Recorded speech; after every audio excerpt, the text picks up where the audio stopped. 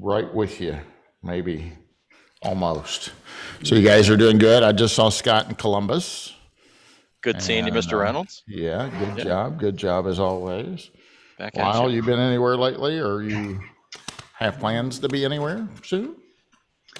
I haven't been anywhere this month. Probably the next time I get out will be August. Didn't you take your daughter somewhere? You did go somewhere. Oh, yes. Yes. Been out for family reasons, yes. Gotcha. Have you went and recovered her and brought her back yet? Going tomorrow. Oh, good. Well, I hope that was a fun trip. All right, guys, we're ready to roll. We're live. Ben hit the program. We've got a little over 100 people watching already. So let's just dive right in. Good morning, appraisers, lenders, underwriters, real estate agents, regulators, or whoever else is watching. You're watching the Appraisal Report webinar brought to you by Appraiser eLearning. We're glad you're here. We invite you to participate. This is a little different than most broadcasts. We let you be a participant, and you just type in your question. Ben will send those over to us, and we'll try and answer as many of those questions as we possibly can. We just ask that you be polite, civil, kind, and professional, but hard questions are okay. These guys can handle it, and I always say a hard question is fair play. So bring those hard questions, and we'll try and get as many of those answered as we possibly can. These sessions are recorded, so if you're unable to watch this in its entirety, it's pretty much available right after the broadcast, and that's brought to you through the YouTube channel, which is how you're watching us now. So we recommend you go ahead and hit the subscribe button. That lets you know when we have an upcoming event. These are normally scheduled once a month or so, but sometimes we have a special edition broadcast, which could happen at any time, especially if something new happens that impacts us as valuation experts. So you want to go ahead and hit the subscribe button. You'll be in the know. I'd like to welcome my two guests. I have Mr. Lyle Radke with Fannie Mae and Scott Reuter with Freddie Mac. And guys, I'll let you take a second to just say hello and introduce yourself. Scott, go. Hey, well, good morning. Thanks, Brian, and good to see my friend Lyle as always. So great to be here. We appreciate the invitation to join you and really the continued messaging on desktop and hybrids. We think this is, the next step, a step on the long road to modernization. So appreciate you and your platform for continuing to get the message out. Thank you. Lyle, tell everybody who you are.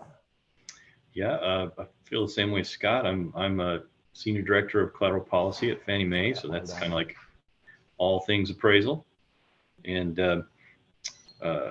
just really appreciate the partnership and the opportunity to share a few thoughts on the topic, answer some questions today. Very good. Thank you guys both. So, I think the first thing, let's just dive in and talk. We've got a couple of different things. We have kind of the regular desktop, as I'll call it. All right. And then we have something a little different called the hybrid. And so let's take one of those at a time, if you guys don't mind. And let's just start out talking about desktops in general. So, and I don't care whoever wants to take the lead here. You can tell me what a desktop is, when Freddie chooses to order those, right? And what you got to have as an appraiser, because I know you guys have some requirements in order for the appraiser to proceed with that desktop. And so just hit those three highlights if you can. I'll go. So go ahead.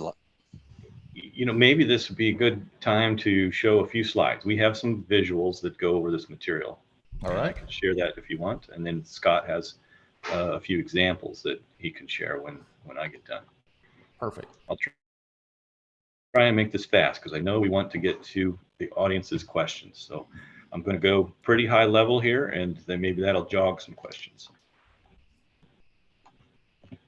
All right. First, before I can speak, I have to give our legal disclaimer, which is, if I misspeak, the selling guide is our official policy document. So just to recap where we've been or level set, both GSEs released a new policy in March that allows for desktop appraisals for certain purchase transactions. And you can see on the screen here, the eligible transactions are, it has to be a purchase, single family 1 unit, primary residence, and the initial ratio of loan to purchase price has to be less than or equal to 90%. So this is not an option for refinances or for higher LTVs. Here's a few things that we require for the desktop appraisal. We require a floor plan. That's gotten a lot of attention, and we'll probably talk more about that. What's the source of the floor plan? Well, obviously, it can't be the appraiser. The appraiser is not going to the house, right? And we intended for it to be coming from the list agent or from the lender, and the lender has a lot of options for how they source that. They may use a vendor to source that. The floor plan is not quite the same thing as a sketch, so it has some additional requirements beyond what we require for our traditional appraisals. And you can see on the screen here, floor plan components, both exterior and interior walls. Exterior dimensions, that's the same. Square footage calculations, so that's the same. And then room labels. So we have to be able to see where this square footage came from. Now, what's the purpose of the floor plan? It's really not for Fannie Mae. It's really for the appraiser. So the appraiser not going to the house, we're concerned about loss of information. And this is intended to supplement the information so the appraiser can do their job, analyze the market, analyze the subject property and how it fits into the marketplace. Functional utility is an important aspect of value. Well, let me pause you right there for 1 second. Photo requirements, they're the same as for the traditional appraisal. Okay, no difference. And again, don't expect the lender and the other parties to the transaction need to find some way to get those photos into the appraiser's hand.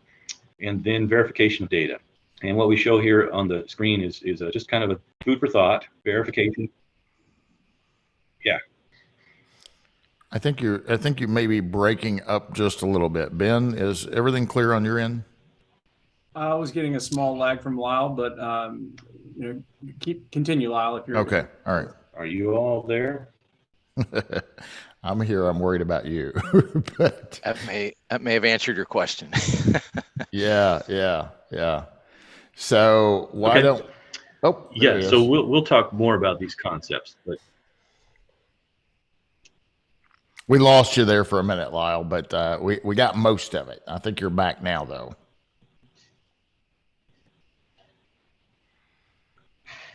Yeah, we see you now. We got you now. You can see me. Can you hear me? I can see you and hear you. You just all right. I'm just gonna continue here because I think we'll have an opportunity to talk more about these concepts. But here's a breakdown of the pieces of the floor plan that are required. There are some other specific requirements in the form. For example, on page 3 of the form, the desktop appraisal form, we require these 4 data elements. And this shows exactly how we want those to be. There's documents out there on the web where you can read and study this, so we don't have to go through it in detail here. And I want to draw your attention to the limiting condition number 3, which is different from the URAR. I've highlighted pieces of it that I think are most important for appraisers in particular. So it states the appraiser has relied on data provided by third parties, right? Okay, that's good. We just want to get that right out in front.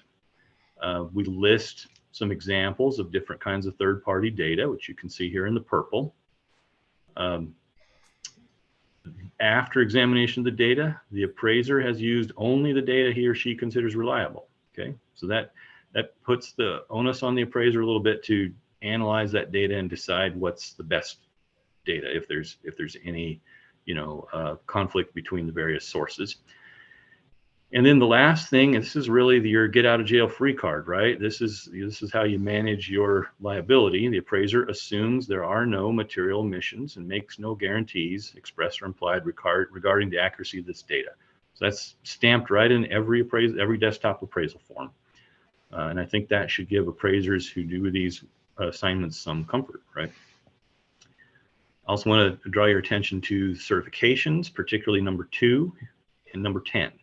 These are the ones that are probably most different for the desktop. Number 2 says, I did not perform a personal visual inspection of the subject property as part of this appraisal assignment. So we sometimes get questions, well, what if I want to go out to the house?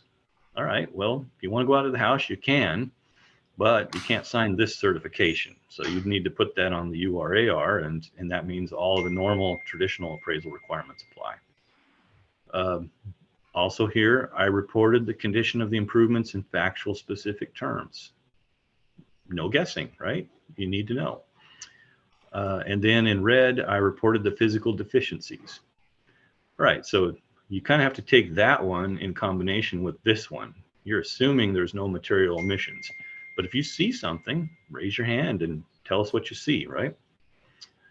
And then cert number 10, I verified from a disinterested source all the information in this report that was provided by parties who have a financial interest in the sale. So we could talk a lot about that, but I want to mention that, and I hope I don't steal Brian's thunder here, Fannie Mae published our latest quarterly appraiser newsletter today, and there's an article in there that kind of breaks this down. What, some thoughts on verification. And I would really suggest that you all read that if you get a chance. So here's some resources, and Brian, maybe we can put these resources out to the audience later on. Sure. Yeah, Ben should be able to put those links right in the chat that they can see. So yeah, Ben, if you don't mind scooping those up and pushing those out on the broadcast, that'd be great. Then I'll hand it off to Scott. Thank you, Lyle, and Brian, with your okay, we'll continue this You same bet. spirit. I put a few slides together as well. Need Lyle maybe to take that down. There we go. I'll pull up just a few slides here that he and I chatted briefly, I think kind of tie in nicely to some of the items that he was discussing. Let me get rid of this, see if I can get to, sorry, bear with me here, guys.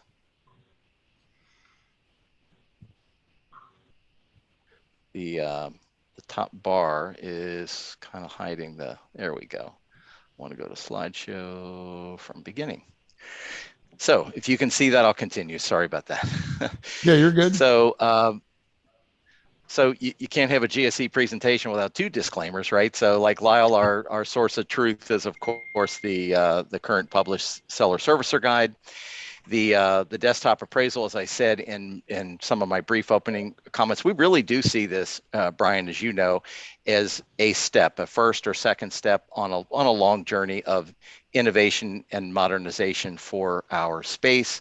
It's we currently have just really two kind of binary options. We have a waiver, and then all the way at the other end of the spectrum, the traditional full appraisal.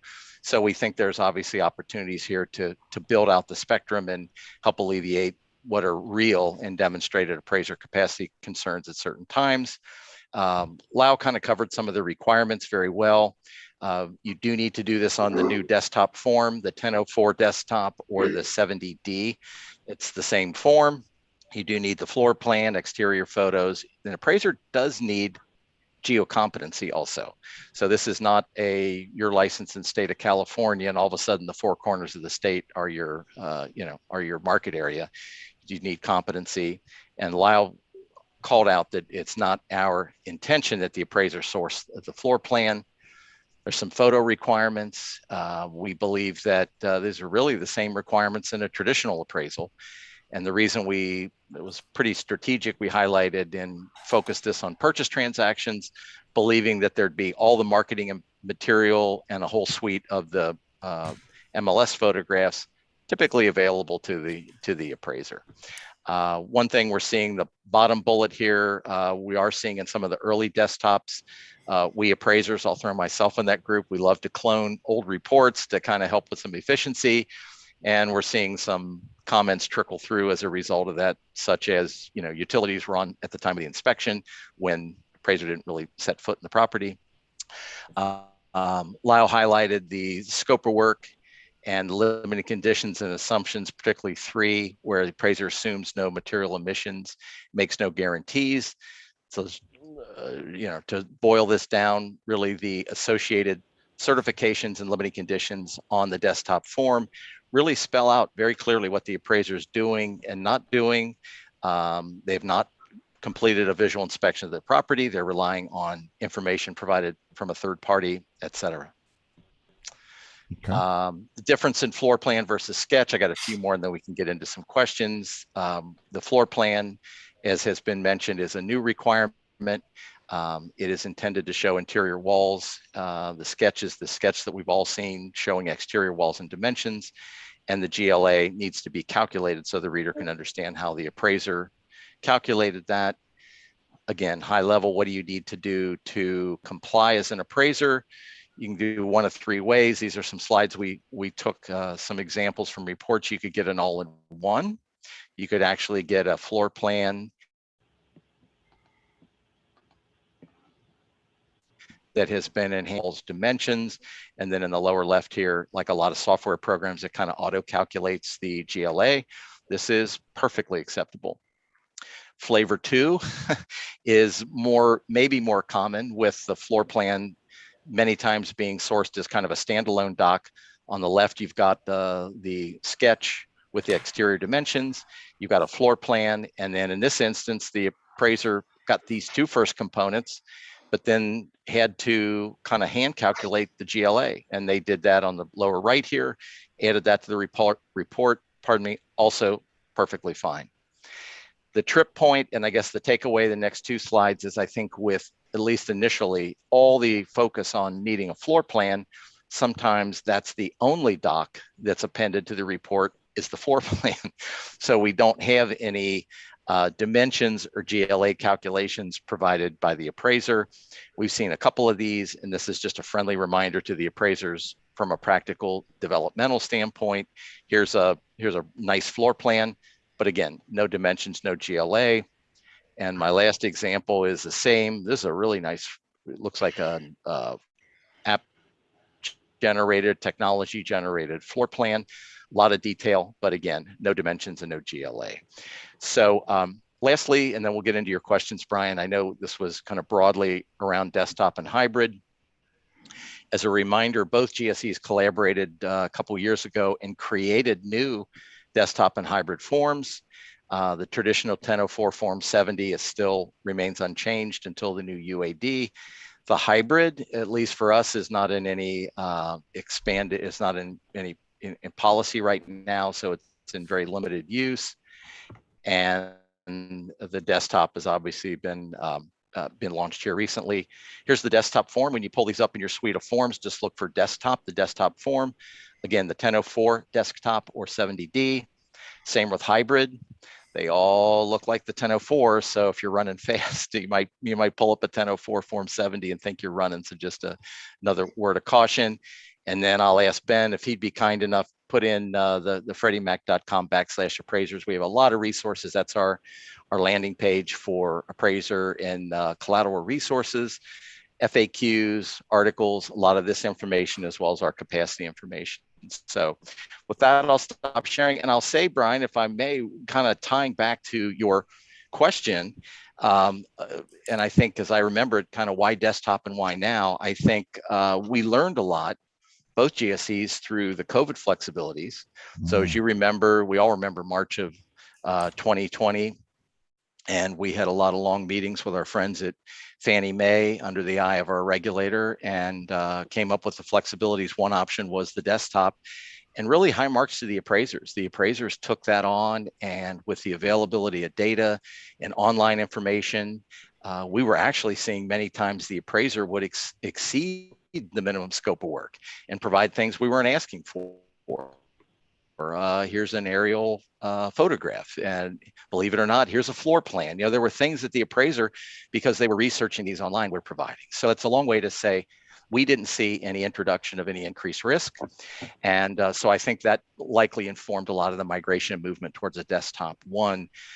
2, I would be careful for appraisers, and then I'll hand it back to you. I'd be careful because I think when you think desktop particularly has a general meeting and then it has a GSE specific meaning. And a lot of appraisers, and you and I were just in Columbus together, and we get a lot of Q&A, and I think appraisers fall in the trap, and it's very easy to look at a form and think it's just a form, like the desktop form, a drive-by form. It's just where information lands. But in our case, that's only one component. The certifications and the limited conditions that are tied to that report, one, and then two, the other elements that the appraiser needs to satisfy, and we're aligned with Fannie Mae on that, with the photographs, the sketch, the floor plan, a variety of things. So just that's kind of just a word of caution to appraisers when they're out doing these. Very good. Very good.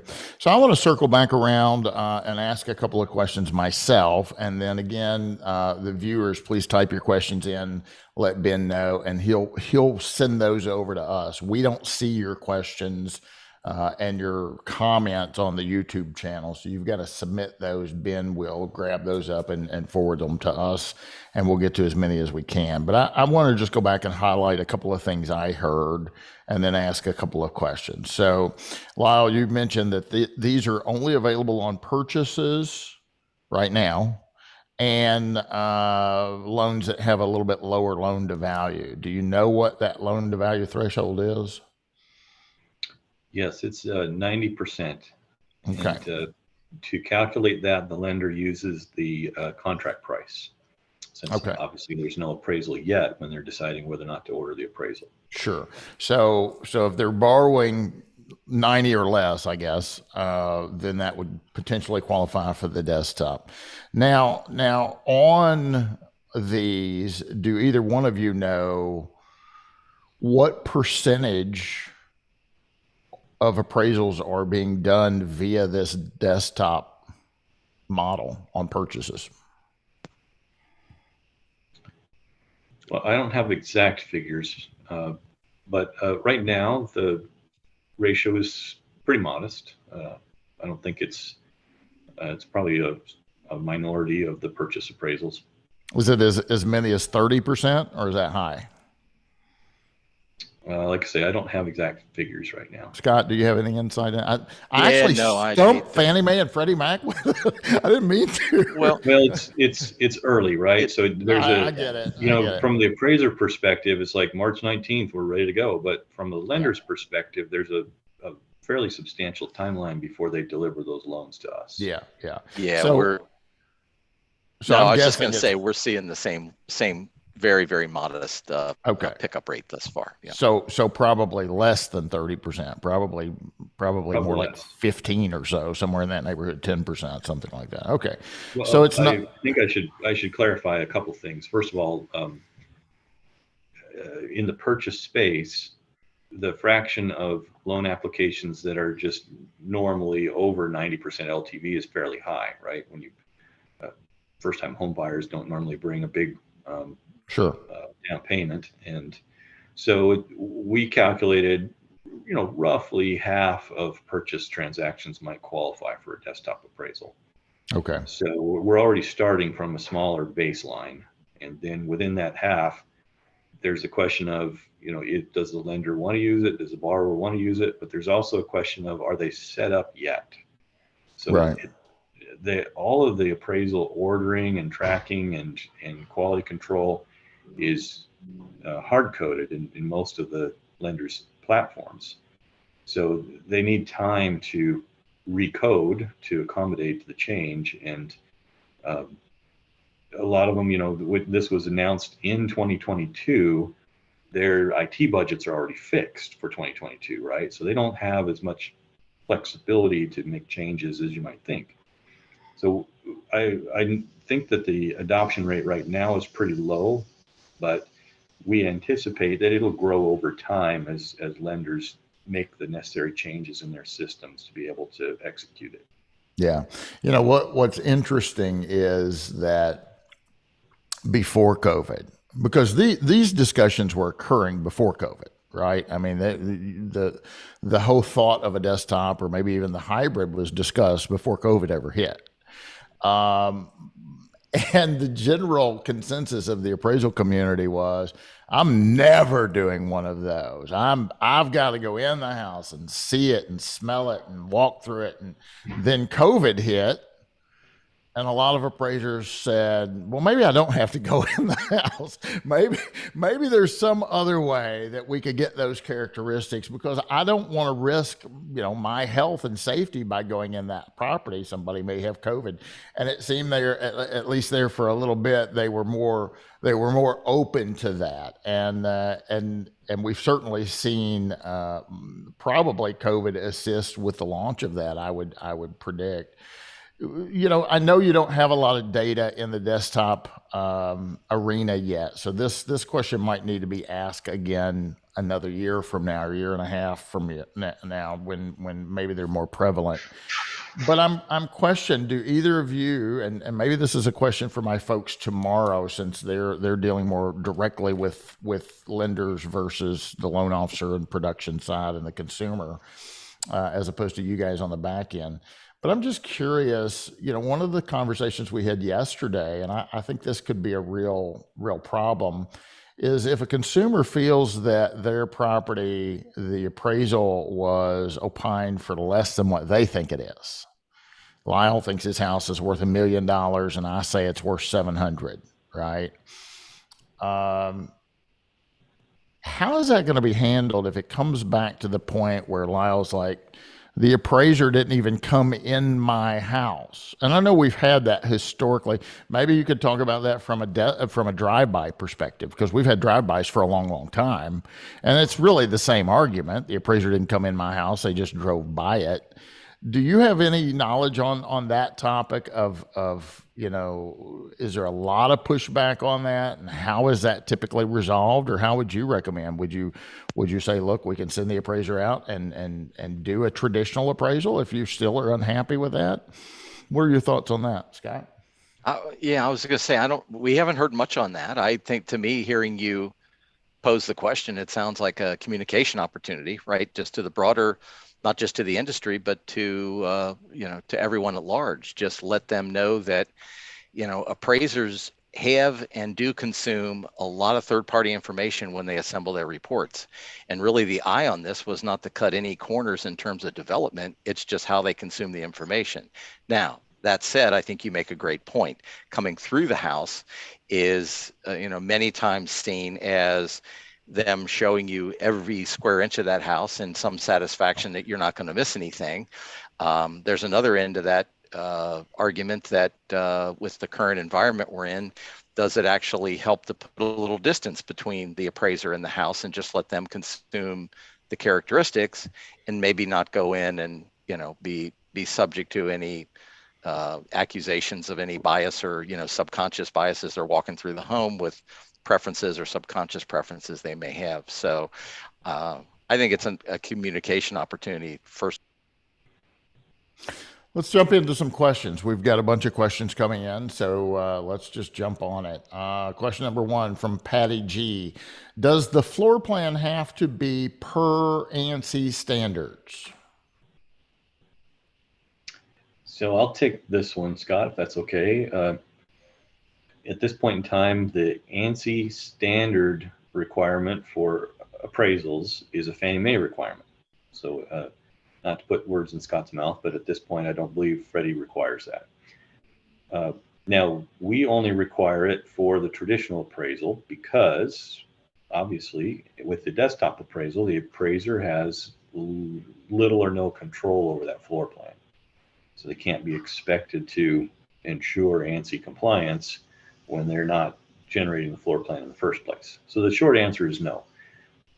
However, we have connected with and worked with several of the technology companies who are generating the 3D scan type floor plans, and they have committed to us that they would build their apps to the ANSI standard. And we have done a little bit of testing of that, and I think they're actually, some of them are fantastic. They're really good. So there's a good chance if you're receiving a floor plan from one of the technology companies that it is ANSI compliant, but we don't expect the appraiser to validate that or to own that. Very good. Nikki asked a question. Nikki says, I include, so she does desktop work. I include an expanded scope of work for these types of reports. Is this required, or are the comments you mentioned in the limiting conditions adequate to satisfy USPAP?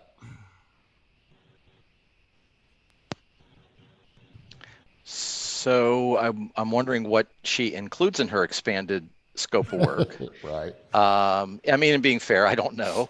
Sure. And it's my understanding, I'm not a AQB USPAP instructor like some on this call, and not a USPAP expert.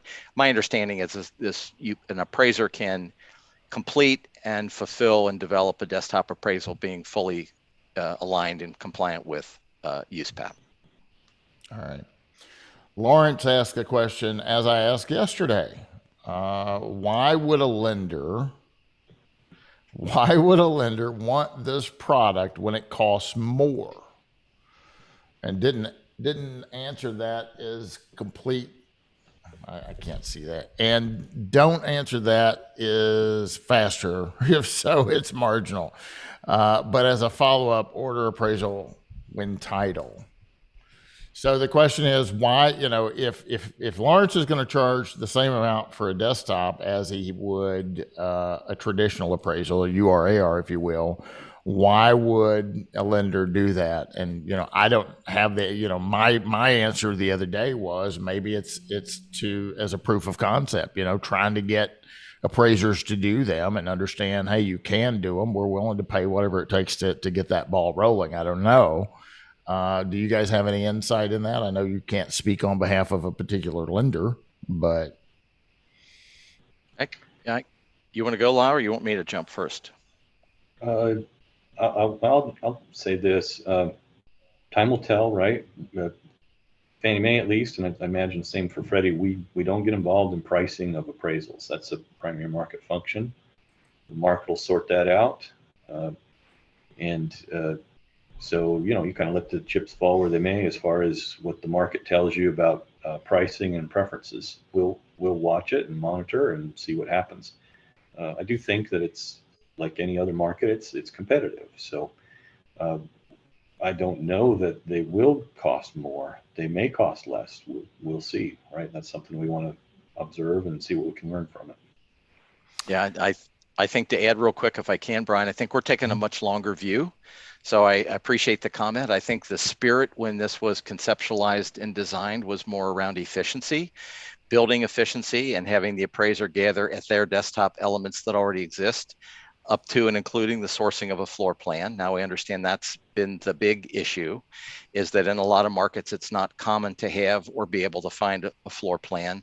And then further to that, there have been a lot of companies, lenders, and AMCs that are voluntarily choosing to deploy a strategy to provide that. That would introduce that cost element and potentially time. So that's, at least speaking for us, that's very different than what we had envisioned. We envisioned the appraiser collecting information that's already there. If any piece of that's not there, they can upgrade instantly to a full 1004 Form 70 appraisal and call it a day. And maybe eventually, over time, we can drive some adoption of floor plan and these other elements being available online and at the hands of the appraiser that would actually be able to enjoy the efficiency that we envision. Yeah. I mentioned, and I think this was actually in a class, I taught a class after the webinar yesterday, doing that again today. And I think it was during the class, and we were talking about technology and how good some of this stuff is. I mean, it's just phenomenal how good some of this technology is. And Lyle and I briefly talked, I believe we were in Charleston, Lyle, and you made a prediction that on into the future, and I said, I don't think it'll take that long. And my prediction is that at some point, we're going to be relying on this data provided by somebody. For instance, how does a practicing appraiser get the land size? There's a plat, or there's a survey, or there's a recorded deed that's telling me how big the lot size is. And we as appraisers and users of appraisal services rely on that. It's common practice to rely on a surveyor, right? So if you have a surveyor that can survey the land and tell you the size of the land, why couldn't we have a surveyor-like entity determine the size of the improvement, and all of us down the line use that? The real estate professional, the appraiser, the insurance agent, the assessor. And I really think that's where we're going to be with how good technology is. And I don't know how quickly that will be adapted, but I predict that's going to be the way of the future. We rely on surveyors to tell us how big the land is. We're going to rely on measurers, or whatever you want to call them, to tell us how big the improvements are. And because of these devices creating highly accurate information, we should be able to all rely on those. I don't know. I think that's where we're going. This one's for you, Scott. Mr. Reuter mentioned sketches, floor plans could be readily available since the floor plan under these circumstances would be provided by the agent. What are approved processes to verify this information? This is from Vince K. It's a good question. So to Vince and others, I would say if you've sourced a floor plan, you've got your desktop assignment, you've collected all your information. By the way, I recommend I'm a checklist guy, right? Recommend a little checklist of all the things you need. You think you've got everything assembled. It's not, and I heard Lyle say it, and I'm just going to give him credit for it. Verification is not recreation. So you do your best to verify what you have in hand, understanding you haven't set foot in that property.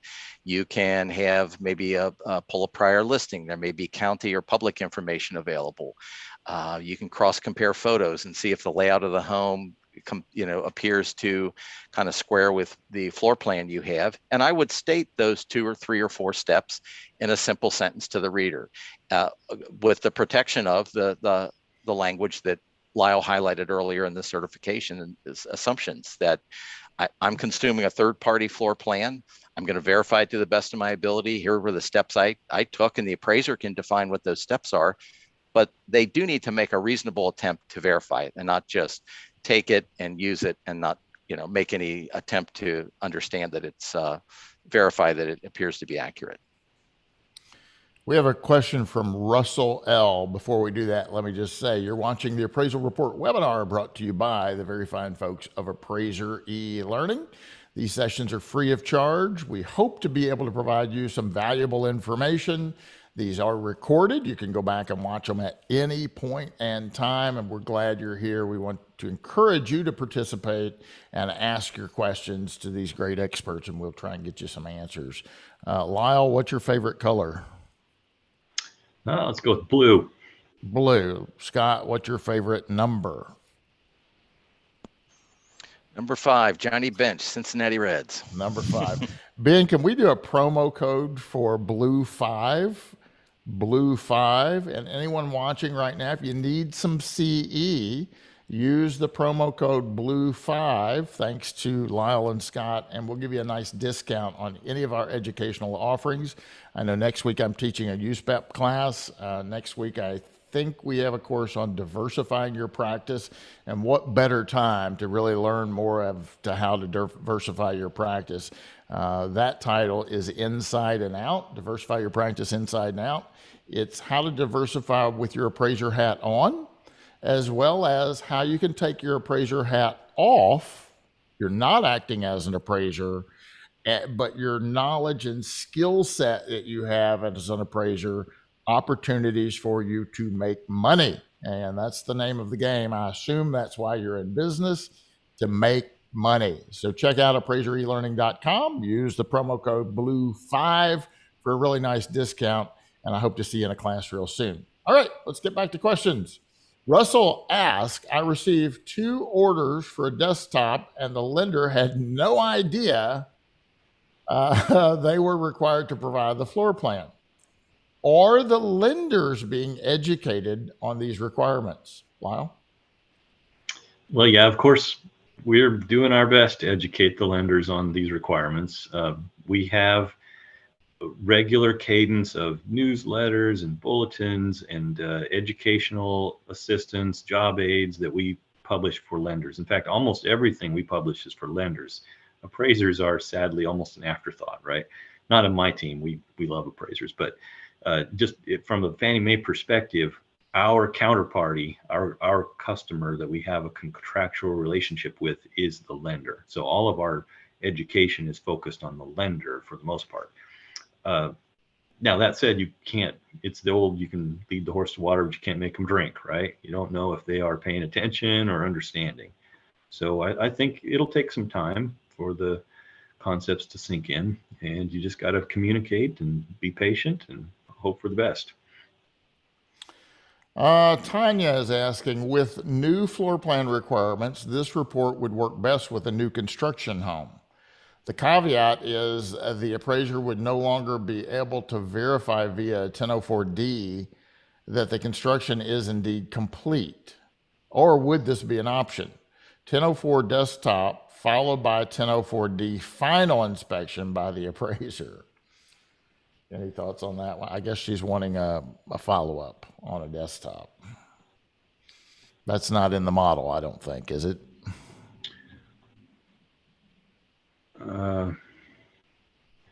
So if an appraisal, if the appraiser has evidence that the home is not complete, then they need to make that appraisal subject to completion or repair, as the case may be. And then the lender knows what to do to clear that. And we have published in the selling guide exactly what the lender's obligations are. Okay. Sierra asked a hard question. So whichever one of you is ready for a hard question.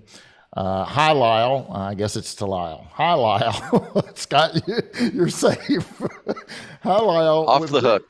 With refinances down 70%, appraisers laying off trainees. I haven't laid off anybody yet. Hopefully I won't. Appraisers laying off trainees, turn times down to 3 days. Is this preparation for the great washout of appraisers in the next couple of years? No work, exclamation point. Well, I can give you some of the latest facts and figures. We track how many appraisals we receive through the Uniform Collateral Data Portal, and we've been tracking that since 2011. So we have a pretty good baseline on like monthly appraisal volume. Scott, I know you have this same information. Not sure if you had a chance to look at it recently, but in May, we received about 500,000 appraisals. That was the slowest month or lowest volume since January of 2020.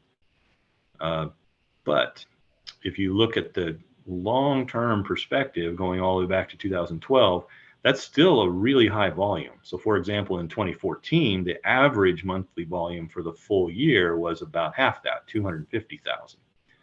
And I think 2014, 2016, 2017, all of those years were lower volume than what we're seeing right now today.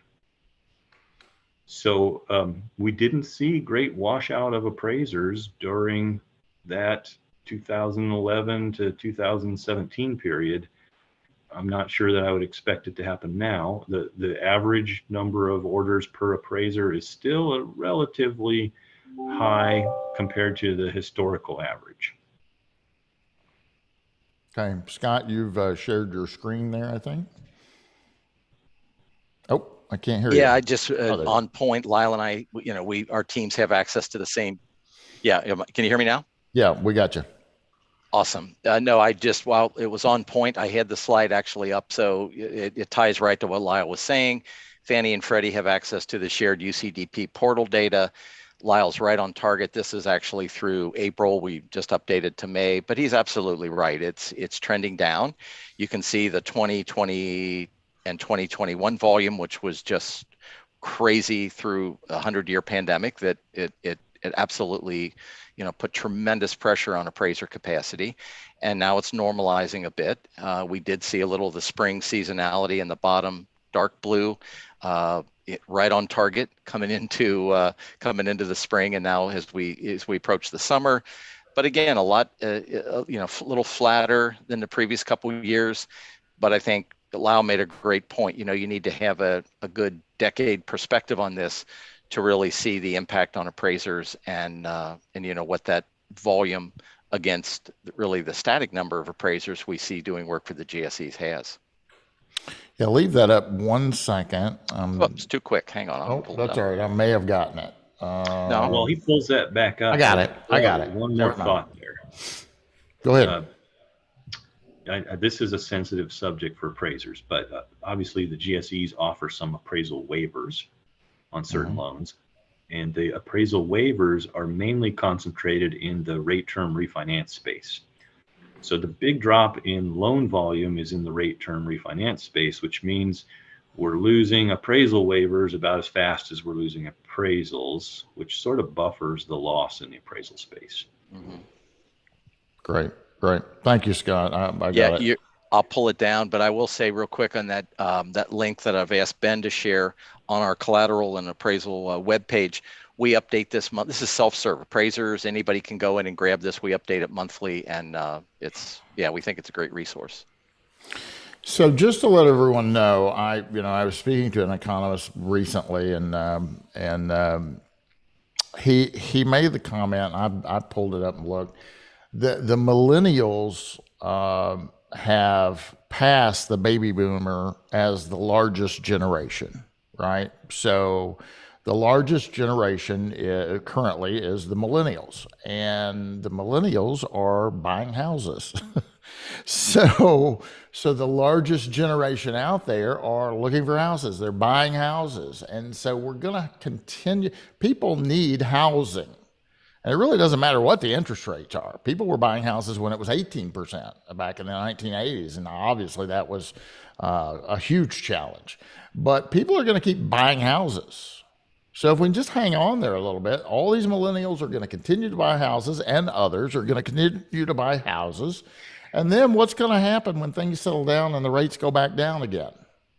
We're going to have another big refi wave. So if appraisers could just kind of hang in there a little bit, diversify your practice, which I've been preaching on for a decade or more, I think you're going to be okay. All right. We've got lots more questions, and we're running out of time, guys. So let me get to some of these. Stan is asking a question. Can you discuss who obtains the floor plans? I think you guys have kind of covered that. Priscilla is asking, why the addition of a full floor plan with the desktop appraisals, when that kind of detail is not required for a traditional full appraisal?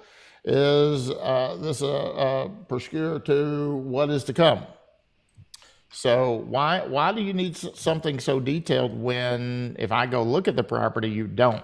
It's a good question, I think it's a real good question. I'll go first. I'll let Lyle. I think the thinking was a couple of things. It's less of a document. I think I even heard Lyle say it. It's less for Freddie and Fannie than it is for the appraiser.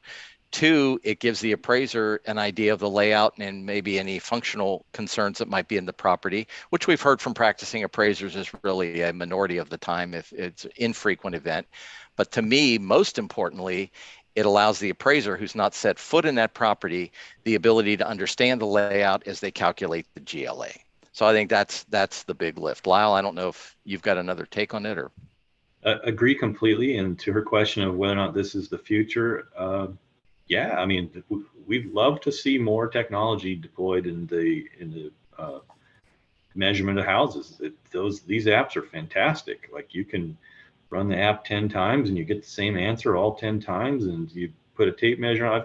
I've talked to veteran appraisers who said, I did both.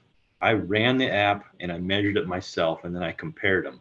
You know what? The app caught my mistakes. I said, they're different. Why? And I looked at it and I said, oops, I was the one who was in error. The app was right. So those kinds of anecdotes, I hear those all the time. These are fantastic apps. They're going to make appraising better. Yeah, I'll share in tomorrow's webinar, so you guys got to come back tomorrow. I'll share in tomorrow's webinar what happened to me. I witnessed with my own eyes. I had a certified appraiser measure a house. I had a trainee measure a house. I had another trainee measure the house. I had another certified appraiser measure the house. And then we used one of these technologies. and the results were pretty incredible. Then we went to another house. I had my trainee measure the first floor, my other trainee measure the second floor. I had my certified residential appraiser measure the house. The difference was 9 square feet. And this is a 2,600 square foot home. And maybe my certified residential appraiser was wrong with the 9 feet, right? We're 9 feet. Who cares? That's pretty dang close. I remember, I don't know if Lyle remembers this, but I asked a hard question. Somebody else was teaching the class, but Lyle was present, some of his team. And that was back when y'all were talking about data and done. I don't know if you remember this. This was in Las Vegas. And I said, I have a question. And I'm surprised Fannie Mae and Freddie Mac even ever talk to me, because I ask questions sometimes. But I said, I have a question. I said, what if, the non-appraiser, the property data collector, goes out and measures the house and does the floor plan and says, it's got 2 bedrooms, a bath, a living room, and kitchen, but they're just giving facts. They're not developing opinions. Whereas the appraiser would have went out there and said, yeah, but to get to the bathroom, you got to go through 1 bedroom and go through another bedroom to get to the only bathroom. Hence, that's going to be a red flag to me that there could be some functional obsolescence here. And Lyle's response was, yeah, we're working on that. So I guess you worked on that to say the answer is, let's have interior walls. We want the appraiser that's sitting at their desk when they get that to be able to see the layout of the house, to see, because as an appraiser, you're going to see that, and that's really going to send a red flag, as opposed to if you didn't see that flow, right? There'd be a big question mark there. So I'm glad that you guys are requiring that, that we see the flow of the house via whether or not there could be some obsolescence there or not. Joseph W. says, Peter Christensen. Now, again, I'm cautious when somebody quotes somebody else, because I've been misquoted before, and I'm not saying he's misquoting Peter, but he's calling out Peter's name. Peter has called the third-party inspection and floor plans a Wild West scenario. What are the GSE's position for uniformity for the inspection requirement? And, we kind of talked on this with the technology and how accurate those are, but does anybody want to, Scott or Lyle, do you want to talk on that one last time?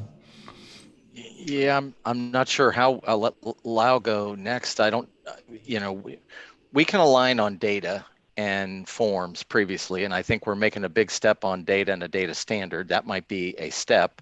I don't know, Lyle, if we could prescribe the how and the what. I think a lot of Peter Christensen, so he's a very thoughtful guy. So I think what he said was probably taken in the right spirit. I've heard Peter Christensen say some interesting things about appraisers' consistency and data quality also. So I think this is a universal problem. Like the GSEs, Fannie Mae, we want reliable, accurate data. And we get reliable, accurate data some of the time, but not all the time. So this is a problem of how to improve around the margins. We want to use technology. These 3D scans are a great example. There's other technologies out there that we could use in this space. We want to use QC processes. It is definitely a concern, but I think it's a broad concern. It's not strictly limited to the desktop appraisal. Okay. So I'm gonna read one here that's I think maybe just more complaining than a question, and we'll just talk about it real quickly, or I will. How about title? Why aren't they being pressured with faster and cheaper? These are huge transactions. We aren't talking about an iPhone here. It is everyone's best interest to do it right. Did we as the appraisers drop the ball here? In what other professions do the end users and participants dictate how you do your jobs? Nobody with a pulse can do, or I guess he's saying anybody with a pulse can do the inspection and floor plan. There is no time savings to the appraiser. Well, I'm gonna chime in on that a little bit. I'm a real estate agent too. And I don't do a lot of that, I do a little bit. But believe me, when I have my real estate hat on, I am saying, come on, title company, I need my title. Come on, home inspector, I need my home inspection. Come on, appraiser, I need my appraiser. So if you put yourself in other people's roles, you can sometimes appreciate that, right? Listen, I'm a big proponent about the appraisal cost shouldn't be reduced. The appraiser shouldn't be it's the biggest asset that most folks will buy in their entire life. Sometimes, you don't want the quickest and fastest. If I'm having brain surgery, I don't want the quickest and fastest. If I'm trying to settle a multi-million-dollar estate, I don't want the quickest and fastest. I want the best, right? So I'm with you to some of your point, but some of your point, they are highly pressured. So it's not just the appraisal community there. As far as there's no time savings to the appraiser, I would argue that, in yesterday's class, I said, I think you can increase efficiency a couple of ways. I think you can be more efficient if you hire people and you have more people helping. And I think you can be more efficient through technology. I mean, you could still be typing your appraisal report on a typewriter. It just doesn't make sense to do that. And Jason Covington was on Clubhouse last night ranting about he's having a hard time with the iPad. And everyone chimed in and said, just be patient. You weren't proficient the first time you sat down at a computer. It took you a little while, right? And then we learned DOS, and what happened? They changed it to Windows, and we had to relearn Windows. But you're not going to throw your computer across the room and go back to a typewriter. It just doesn't make sense. So I think we can increase our capacity and our ability to provide service in two ways: hiring folks and bringing technology in. I've chosen to do both. One of my students in the class yesterday said he hired a driver. So he literally is typing appraisal reports while the driver's driving him to the next appointment. So that's how he's done it. A couple more questions. I'll let you guys go. I know we're running out of time here. Rod says, I've always said, and also suggested to Fannie Mae, Freddie Mac management when I worked in New York or somewhere as Dallas on-site appraiser, why aren't home inspectors trained to do the on-site portion of the appraisal? So that's a good question from Rod. The question is, if you were going to have a third party go look at the property in lieu of the appraiser, why wasn't there a push to use home inspectors that maybe appraisers would feel a little bit better about, that it's someone that's in houses on a regular basis, have knowledge of the components of a house, that type of thing, as opposed to letting other folks that maybe not have that particular skill set? We're not opposed to home inspectors providing property data. Okay. Yeah, I'd say the same thing. I don't think there's nothing that precludes a home inspector. They would be a great third party that would know a lot about homes. Here's a great question. Mark is asking, I've still not heard anyone answer the question, how are agents and homeowners disinterested third parties? Well, they're not. They're interested parties, right? And that's what Cert 10 deals with, is how do you treat information that you receive from an interested party. So, and Lyle, maybe this is in your update you said that was published today or last night, because I know you talked about the disinterested third party. Who is a disinterested third party? Because I personally struggle with that. So anybody who is not a financial party to the transaction. So I think it's easier to name who all the interested parties are. The lender is an interested party. All the real estate agents who are getting commissions on the transactions, they're interested party. The buyer's an interested party, the seller's an interested party. I think that's it. Everyone else is a disinterested party. Now, you might be able to find an occasional exception to that, but the way you test that is, are they being compensated on the closing of the transaction? And if they get compensated independent of the transaction, then they're not an interested party.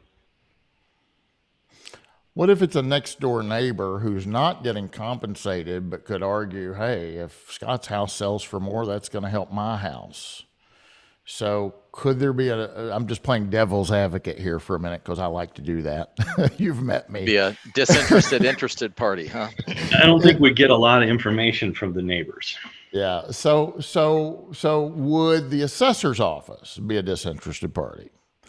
And, you know, we could play devil's advocate for that. I mean, the higher the assessed value, the higher the revenue that they pull in. And I know they don't put that in their pocket, but, you know, there's politics and everything. You know, the school board members are pressing those assessors, hey, don't do any reductions. We want that money for our school board. I mean, the list could go on and on and on. I guess that you could make an argument that it really is sometimes challenging to find a true disinterested source. I think the real point is that you're able to utilize that information. It's just you have to verify it from an independent source. Yeah. That's the key. Yeah. All right. Where are you guys going? Go ahead. Go ahead. Let me just add this one thing, Brian. So, and we touch on this in our newsletter, but when you receive a floor plan from one of these 3D scanning companies, those are, in my view, disinterested parties. They're getting paid no matter whether that transaction happens or not. They don't care. They don't have any skin in the game. Their only goal is to provide the service accurately. That's how they make their money. So if you do receive one of those, even if it's handed to you by somebody who's an interested party, the scanning company and the app control the output. And so that we consider that to be a disinterested source. Okay. Very good. Very good. Last question. Why do the data gathering entities get no mention as a contributor in the report? Well, USPAP requires the appraiser to note professional assistance, and USPAP, if I understand right, again, I'm not the USPAP expert here, but USPAP defines professional assistance as something provided by an appraiser. So if the data is not being provided by an appraiser and is not generating an opinion of value, then it's not professional assistance. Now, should you mention it as a data source? Absolutely, yes, right? It should get mentioned in your report. But it's just about how you talk about it. You wouldn't talk about it as being a party that's developing the opinion of value on your behalf or contributing to the development of the opinion of value. It's just a data source. Yeah, that's the key. That's the key. Significant appraisal assistance was not provided by that entity, right? They just provided the data. Gotcha. Guys, thanks so much for being here. Where are you going to be next if somebody wants to chat with you? Well, we on our web page, we have a contact us link. So if you want to send Fannie Mae a question, you can use that link, and you don't have to wait for us to show up in public. I think I have a couple of webinars coming up in the future, which probably be some promotional ads or what have you going out for those. I would say, yeah, for me, I think the next big conference will be around the 1st of August, the Appraisal Institute. But with our friends at Fannie Mae, Freddie Mac's very involved in the Appraiser Diversity Initiative effort. And we've got a packed calendar of stuff throughout the summer, and we work with a couple of key folks off Lyle's team. So that's actually a nice collaboration between the two GSEs to help diversify our profession. So that's where we're going to be. Great. Well, guys, thanks so much for being here. I appreciate, as always, your willingness to kind of get in the hot seat and give back and answer questions. I know it's not always a fun time, but it is informative, and that's why we do this. We try and get good, relevant information out to the appraisal community as well as users of appraisal services. So thank you very much for being here. Ladies and gentlemen, you've been watching the Appraisal Report webinar brought to you by Appraiser eLearning. We're going to be back one more time tomorrow. Benjamin, are you there? What time are we slotted for tomorrow? Tomorrow is, put me on the spot.